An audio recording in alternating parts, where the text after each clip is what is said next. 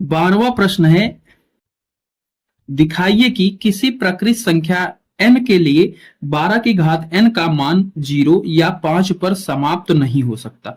तो बच्चा हमने बात की थी एक बार, क्वेश्चन ऐसे और आया था, कोई भी संख्या दी गई होगी और उसकी घात n, n यहाँ पे कोई भी प्राकृत संख्या रखो, 1 2 3 4 5 6, ठीक है। अगर इसका कोई भी प्राकृत संख्या रखो तो इस पे कब इकाई अंक 0 आएगा? 10 है तो बच्चे हमेशा ही आएगा, ठीक है। और पर इसका गुणनखंड क्या होगा, यानी कि 2 की घात n 5 की घात n के रूप का होगा, तभी 0 आ रहा है, ठीक है। तो याद रखना, जब भी कोई संख्या दी गई हो उसको पूछे कि इकाई अंक पे 0 आए, तो या तो उसका गुणनखंड इस रूप में हो, या अकेले 2 की घात n के रूप में हो, या अकेले 5 की घात n के रूप में हो, तभी उसके इकाई अंक पे 0 आ सकता है या फिर 5 आ सकता है, ठीक है। अगर यह इस रूप का हुआ या इस रूप का हुआ या इस रूप का, अगर इसके अलावा कोई और हुआ तो उसके ना तो इकाई अंक पे 0 आएगा ना 5 आएगा, इतना याद रखो ना बस, ठीक है। तो भाई 12 का हम सीधा सीधा क्या करेंगे, फैक्टर कर देंगे। 12 को क्या, 12 की घात n है, इसको लिख सकते हैं, 12 को लिख सकते हैं क्या, 2 गुना 3, ठीक है। और इन सब के ऊपर पावर n लग जाएगी, ठीक है। तो ये क्या बन जाएगा, 2 की घात n, 2 की घात n, 3 की घात n। तो क्या इस रूप का है? नहीं भाई। इस रूप का है? नहीं, इसमें एक जैसा ही नहीं है, 3 भी है। इस रूप का है? नहीं। तो इसलिए इसके ना तो इकाई अंक पे 0 आएगा ना 5 आएगा, ठीक है। तो क्या लिखेंगे, क्योंकि इकाई अंक, ठीक है, वो समाप्त मतलब वही इकाई अंक, इकाई अंक 0 या 5 आने के लिए संख्या का गुणनखंड किस रूप का होना चाहिए, या तो 2 की इस रूप का हो, या इस रूप का हो, या इस रूप का हो। अतः 12 की घात n का मान 0 या 5 पर समाप्त नहीं होगा, ठीक है। बस इतना लिख देंगे और इसमें कुछ लिखने की जरूरत नहीं। 13वां प्रश्न है, कह रहा है कि न्यूनतम भाज्य संख्या तथा न्यूनतम अभाज्य संख्या का मासा ज्ञात कीजिए। तो भाई न्यूनतम सबसे छोटी भाज्य संख्या कौन होती है भाई, सबसे छोटी संख्या जो भाज्य है, भाज्य का मतलब क्या है, उसका फैक्टर, उसका गुणनखंड वो खुद संख्या होनी चाहिए, एक होनी चाहिए, उसके अलावा भी कोई होनी चाहिए।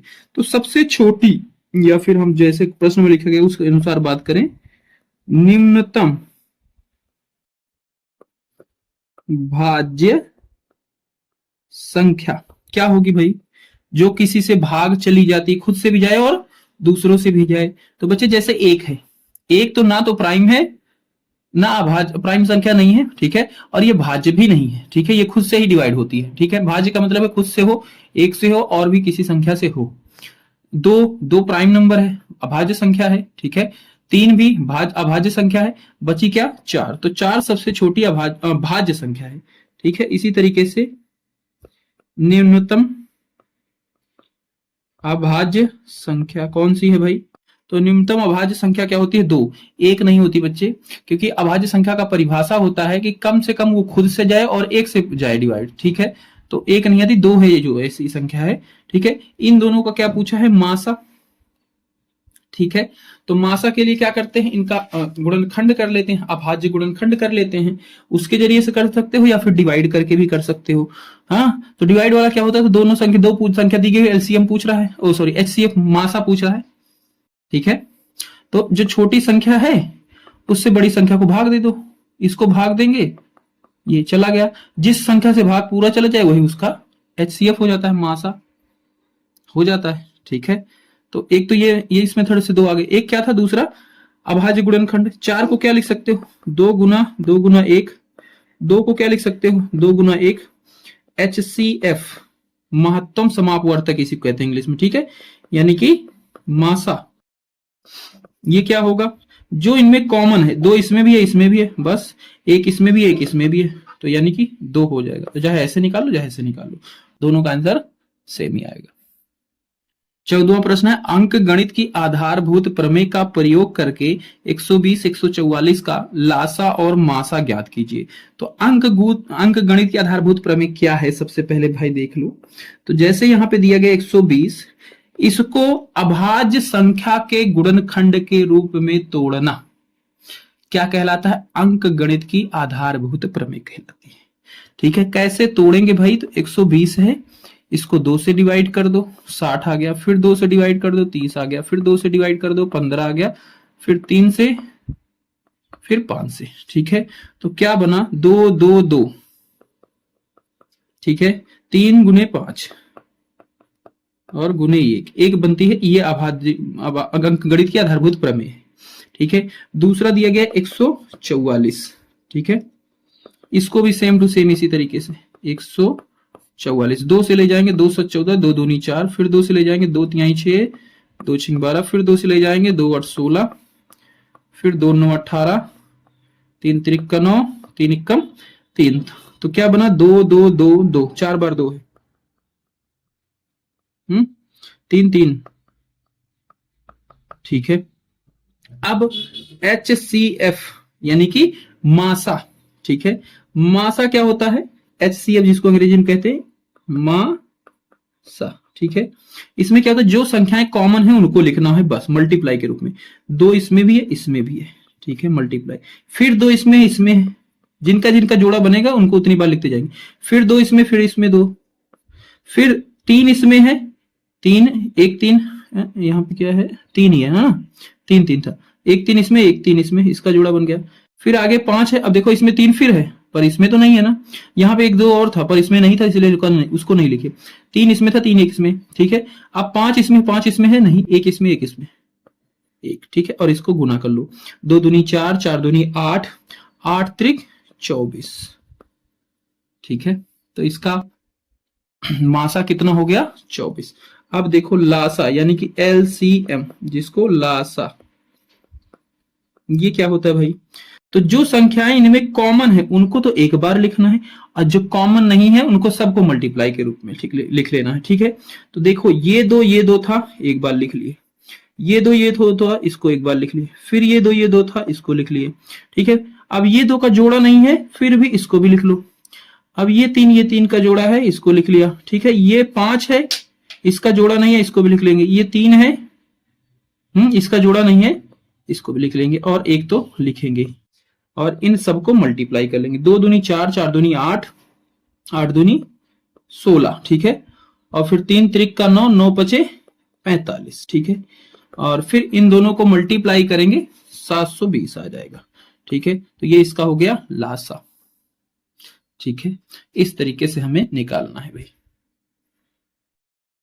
15वां प्रश्न दिया गया, यदि मासा 35 और 45 का बराबर है 5 के, तथा लासा 35 और 45 का दिया गया है 63 गुना A हो, तो A का मान ज्ञात कीजिए।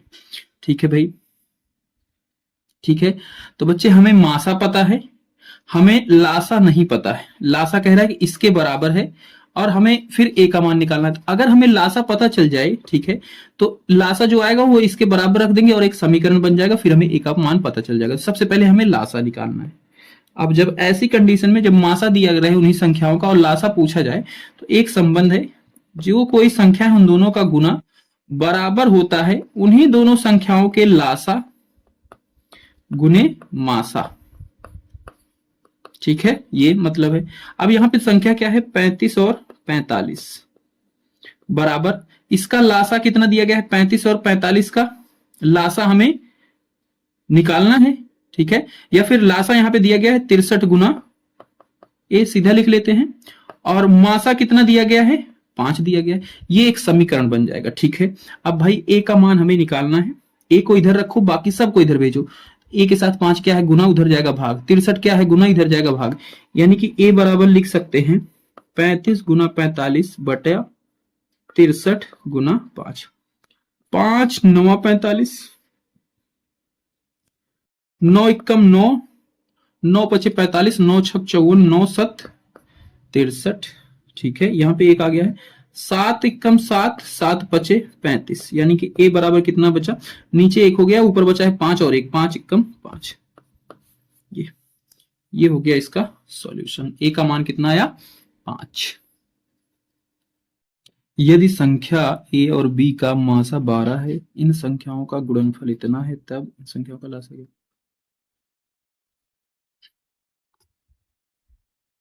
16वां प्रश्न कह रहा है यदि संख्या ए और बी का लासा 12 है तथा इन संख्याओं का गुणनफल इतना है, तब इन संख्याओं का लासा ज्ञात कीजिए।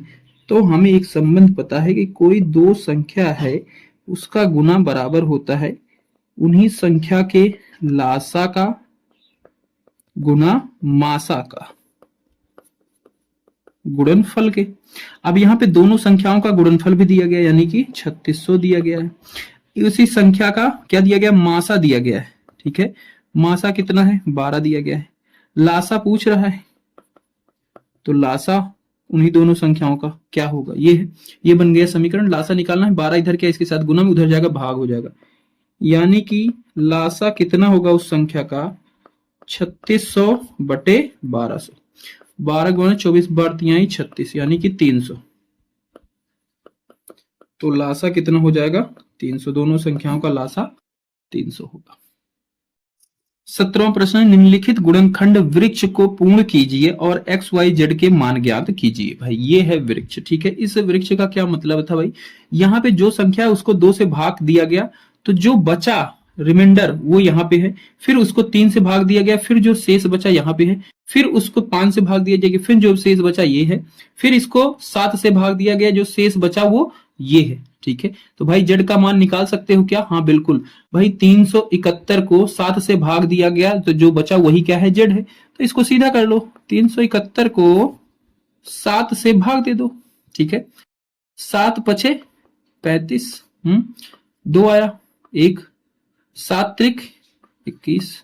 जेड का मान पता चल गया, बिल्कुल जेड का मान क्या है, 53। ये लो 53 बचा। ठीक है, अब बच्चे ये जो है ये क्या है, एक तरीके से गुणनखंड है, किसके, जो x है इसी के गुणनखंड है। क्या क्या, ये जैसे होता नहीं है, जैसे मान लो 5 है, 5 को कैसे करते, मतलब 6 ले लेते हैं। ठीक है, तो 6 को हम 2 से भाग करेंगे, 3 बचेगा। ठीक है, फिर 3 को 3 से करेंगे, 1 बचेगा। ठीक है, तो 6 को क्या लिख सकते हैं, इसका गुणा, 6 बराबर 2 गुना 3 गुना 1, यही होगा। तो सेम वही है कि कोई संख्या जिसका गुणा करके ये गुणनखंड करें, ऐसे बन रहा है। तो सीधा x बराबर क्या हो जाएगा, 2 गुना 3 गुना 5 गुना 7 गुना, और z की जगह क्या आया है, 53। ठीक है, 2 दूनी 3 दूनी 6, 6 पंचे 30 और 3 सते 21, 210 गुना 53। ठीक है, 210 गुना 53 हो जाएगा। ठीक है, उसके बाद इसका गुना करेंगे, तो 0 को छोड़ दो इधर ही, और 53 का एक बार में जाएगा तो कितना आएगा, 53 ही आएगा, और 3 बच जाएगा, 5 बचा हासिल। और फिर 53 दूना कितना हो जाएगा, 106। 106 में 5 जोड़ो कितना होगा भाई, 111। ये और एक 0 लगा दो। ठीक है, 111, एक 0 लगा दो, ये हो गया x का मान। ठीक है, अब ये क्या मतलब है, x को 3 से भाग दिए, जो बचा है यही है, तो यानी कि x का मान ये है, इसको 3 से भाग 2 से भाग दे दो। 2 से भाग देने का मतलब क्या है, y। तो y बराबर क्या हो जाएगा, इतना डिवाइडेड बाई 2, और इसका आधा कितना होगा भाई, 5565। ठीक है, ये y का मान हो गया, ये z का मान हो गया, और x का मान हो गया, और z का मान 53 आया था। बस